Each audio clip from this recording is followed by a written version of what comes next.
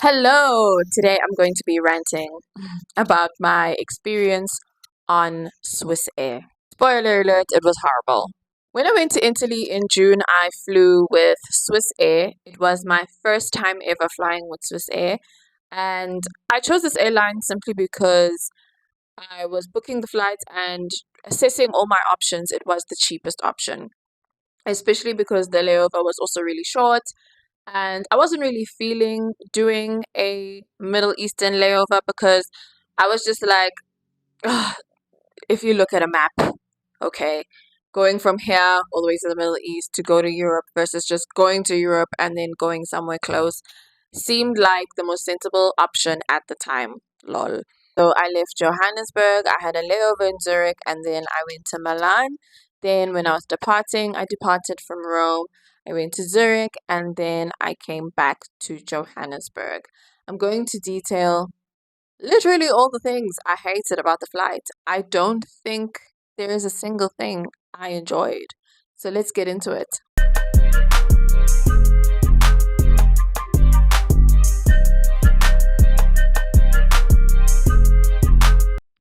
First and foremost, there was no Wi Fi.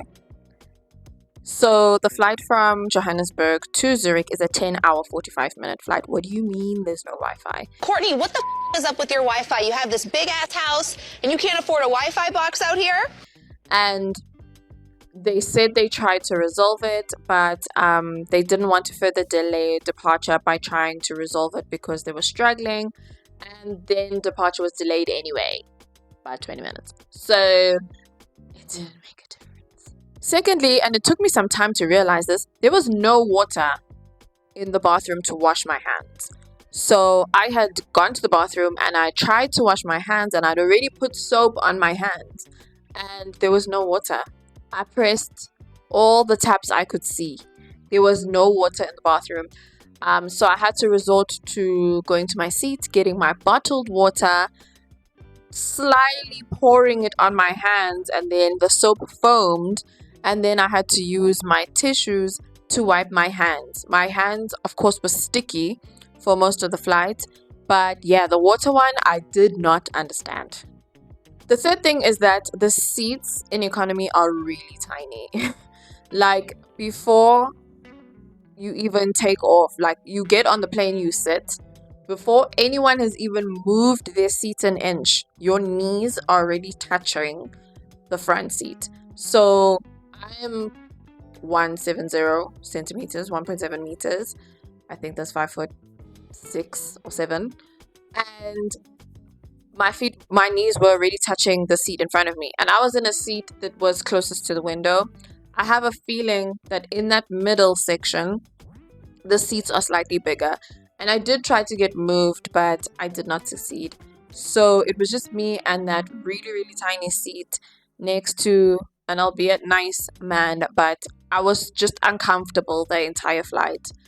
I obviously, because it's economy, you don't expect the most amazing leg room, but you expect to at least not have your knees touching the seat at the front. Like that's the bare minimum. You know what I mean? The fourth thing is that the headphones or earphones rather are earphones. They're in-ear earphones. And I have issues with earphones because they tend to fall out over time, or like the minute you move, they also shift. And it made me struggle really to enjoy the in-flight entertainment, which was a pity because the in-flight entertainment was actually not that bad. But I didn't like the whole cord separating the headphones from each other, and that the fact that they were in ear, they didn't even have a cushion, they were not comfortable. I don't know where they got those. It feels like they got those headphones from the corner shop. They were so uncomfortable, and I really struggled to enjoy the in-flight entertainment because of them. I think the most shocking thing to me was that there were no vanity packs. We only got those earphones. There were no eye masks, there were no mini toothpaste, no mini toothbrushes. Again, this is 10-hour, 45-minute flight with a layover. We're going to need to brush our teeth. We're going to need to freshen up where we're going. And none of this was provided. And I was so mad because from all the previous vanity packs that I have saved the eye masks, the earplugs, the mini toothbrushes and mini toothpastes, only to get on this flight thinking, yes, I'm gonna get it on the flight, I don't need to pack it, and never got them. And it was just the most craziest thing to me, because I'm just thinking, how are you supposed to freshen up on this flight? We didn't even get hand wipes. Like, normally you get a vanity pack that has, the eye mask, the ear plugs, the toothbrush, the toothpaste, and then you might get a separate one that has like the wipes and like to wipe your surface and to wipe your hands. There was none of that. It was weird. Also, most times on overnight flights, they have a little bit of a turn down service where they kind of, ask if you want anything like last minute, and then they turn down the lights so you can sleep. And that was non-existent. It was a very unclear process. They also took ages to turn the lights off when it was nighttime. So I ended up sleeping with a blanket over my head. And don't even get me started with those blankets, because those blankets were so flimsy. They're like throws. They weren't even blankets. They were kind of like throws. And I needed the blanket to cover my head. So I couldn't cover the rest of my body because I need darkness to fall asleep. So I just struggled on that flight the entire time. What made matters a little bit worse was that the aircon felt like we were in the Swiss Alps.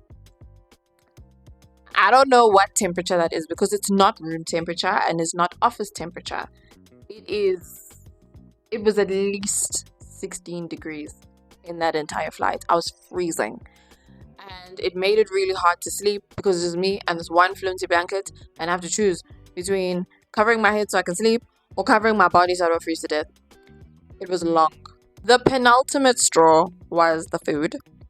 So I saw something online that said that, if you order a special meal, you're likely to get your food first. And I knew I'd be really, really hungry. So I ordered an Asian vegetarian meal. It was just rice and gravy for dinner. And then for breakfast, all we got was plain bread, butter, orange juice, yogurt. That was it. And then later that morning, they did do another like round on the breakfast service, asking if we wanted more bread. And honestly, the African in me just wanted to scream, because what do you mean more bread? Bread! My last and final straw was the fact that I had left Rome, the city center, at 10 to get to the airport by 11 because my flight was at 2. The flight was delayed by 3 hours. So I'm sitting in this lounge with shitty food, by the way, and even shittier drinks. And I just keep getting notifications. Delayed, delayed, delayed, delayed, delayed. And it keeps going on and on and on. And the rage building inside of me cannot be described. I just wanted to go home.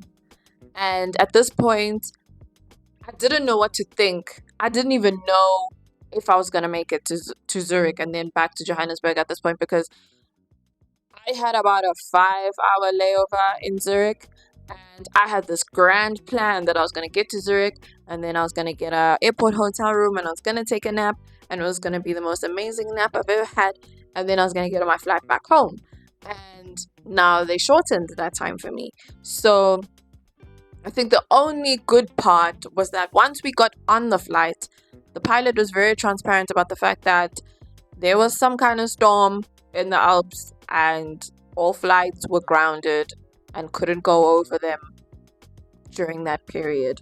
But now we've got on the flight, and there are passengers that hadn't boarded, but their luggage had. So we had to wait another 30 minutes for them to find those passengers' stuff and offload it, because it's a security risk. I don't know. What can you do? Anyway, best believe I wrote the strongest worded email to Swiss Air detailing all my issues. They did give me a voucher. I don't know when I'll use it. I don't live in Europe, and it's not enough money for me to go to Europe, so it's kind of just like, what's the point? But I also don't know if I would ever use that airline again. And I've spoken to some of my friends who have used Swiss Air in the past. They've also had a bad experience, except one. One had a good experience, God bless her.